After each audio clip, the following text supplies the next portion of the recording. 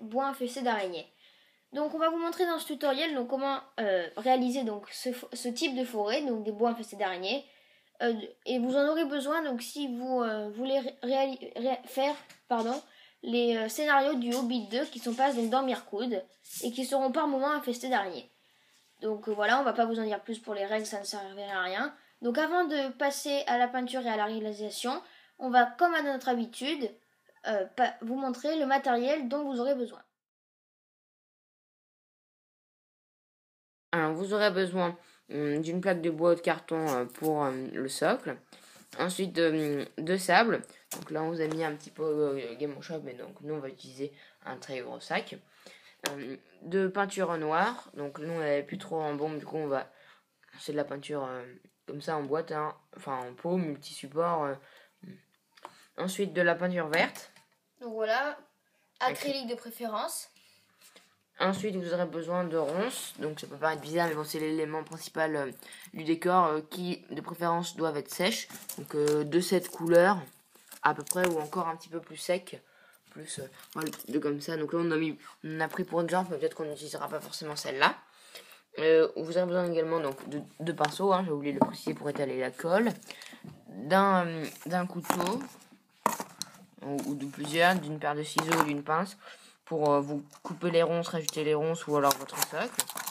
Ensuite, vous aurez besoin de coton que vous effilocherez, coton démaquillant par exemple, d'une colle PVA, d'une super glue, voilà, pour coller les ronces parce que avec la colle PVA ça colle pas bien, et de flocage. Donc on vous a mis de l'herbe sèche, de l'herbe normale, des lichens, des touffes d'herbe du Midland, toutes sortes de flocages possibles. Et si vous voulez pour peindre, je vous recommande quand même des gants, ou alors quand vous voulez manipuler les ronces pour pas vous faire mal, des gants. Donc on va passer à la première étape de la réalisation. Première étape, appliquer du sable. Donc voilà, on a un très gros sac sur tout le socle de votre décor. Donc vous mettez de la colle PVA, hein, voilà, colle à bois, et vous en appliquez absolument partout, hein, au pinceau, et après vous appliquez la colle au pinceau et ensuite vous mettez le sable et vous pouvez récupérer le surplus si vous avez envie après. Ensuite, on va sous-coucher donc notre socle. Le mieux c'est bien sûr de le faire à la bombe, hein, mais malheureusement nous on n'en a plus. Du coup on va utiliser ce pot Color multi-support noir, satin, hein. Donc vous trouvez ça dans les magasins de bricolage ou même dans les grandes surfaces. Vous en appliquez partout pour que ça fasse une sous-couche. Donc voilà, rien de bien plus compliqué. Après aussi on a pris de la peinture puisque la bombe c'est surtout pour des choses en relief comme par exemple des mines ou des décors en 3D, alors que ça c'est une surface plane, donc la peinture est peut-être plus adaptée. Et puis voilà, c'est plus facile de faire ça que sur des décors, de coucher des décors. Donc allez, on se couche tout ça, on se retrouve juste après. Une fois que vous avez secouché votre socle, on va maintenant passer à la peinture. On va faire un brossage à sec vert, donc la peinture acrylique qu'on vous a montré au début. Voilà, on l'a mis là dans une sorte de petite palette improvisée. Donc vous allez faire un brossage à sec assez appuyé, mais pas trop pour que ça reste sombre, car les bois sont sombres infestés d'araignées, car enfin, c'est ce qu'on veut reproduire. Donc assez appuyé, mais pas trop non plus. Mais bon, il faut que ça soit quand même assez visible, quoi. Donc ça, je vous laisse le faire et on se retrouve juste après. Donc pour la prochaine étape, donc pour éclaircir un peu plus le socle, puisque là vous voyez que c'est quand même assez noir. Même si on vous montrera avec plus de lumière après. Donc vous allez prendre donc la même peinture verte, donc c'est pas forcément celle-là, mais en tout cas la même référence. Et vous allez donc ajouter dedans un petit peu donc de blanc. Donc vous pourrez prendre par exemple voilà du blanc qu'on trouve souvent dans les magasins de grande surface comme Carrefour, Leclerc ou Auchan pour art plastique au rayon donc papeterie pour les enfants. Donc vous faites un brossage sec plus léger et on se retrouve. Vous voyez que là ça fait déjà plus vert, un peu plus forêt. Maintenant on va faire un ultime brossage, hein, encore plus clair. Donc toujours avec les mêmes peintures, vert et blanc, mais cette fois-ci en introduisant plus de blanc. Donc après on vous laisse faire après le dosage, hein, juste que ce soit plus clair que ce que vous avez fait auparavant. Et donc du coup, et bien sûr, ce brossage-ci sera plus clair que le précédent. Donc un brossage plus clair que celui-ci sur vraiment les parties hautes comme les grains qui ressortent. Bon, faut pas trop le faire non plus, sinon vous allez avoir quelque chose de vert. Maintenant, appliquer le flocage, oui, ça peut paraître surprenant, car d'habitude on le met à la fin. Mais après, si vous mettez le flocage à la fin, vous allez vraiment galérer à mettre les ronces. Non, vous allez galérer à mettre le flocage s'il y a déjà les ronces. Vous allez les casser, les torn, vous n'allez pas pouvoir en mettre au milieu partout, donc voilà. Donc vous mettez le flocage à quelques endroits, hein. Donc du flocage de tout type. Mettons des lichens, des petites figurines, de l'herbe normale, de l'herbe sèche.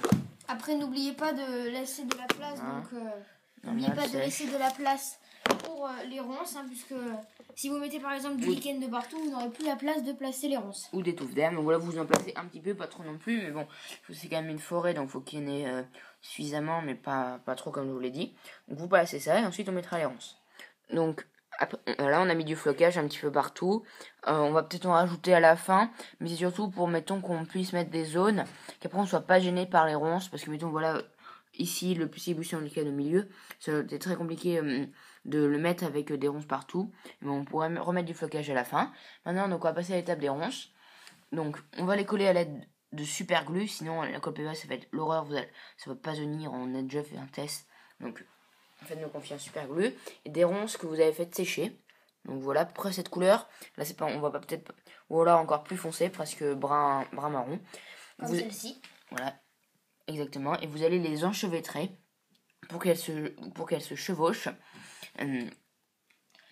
Pour les ronces, le temps de séchage est à peu près un mois et 1 ou 2 semaines, puisque nous, voilà, ça a pris à peu près ce temps.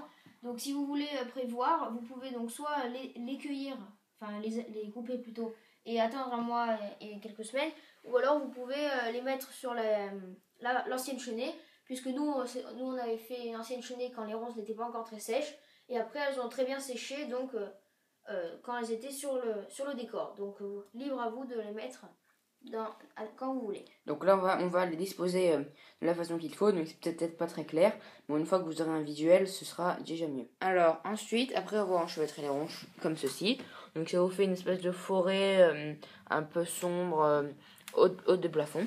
Vous allez prendre du coton comme ça, coton mettons à démaquiller ou du coton assez fin, que vous allez vraiment effilocher, tirer, et faire des petites toiles d'araignée. Vous allez les faire reposer sur des ronces, faire joindre 2 ronces pour faire donc des toiles d'araignée. Voilà, on a fini notre ancienne chenée infestée d'araignées. Donc on en a placé une autre qui est un petit peu moins riche parce que c'était une de nos premières, à côté de celle-là.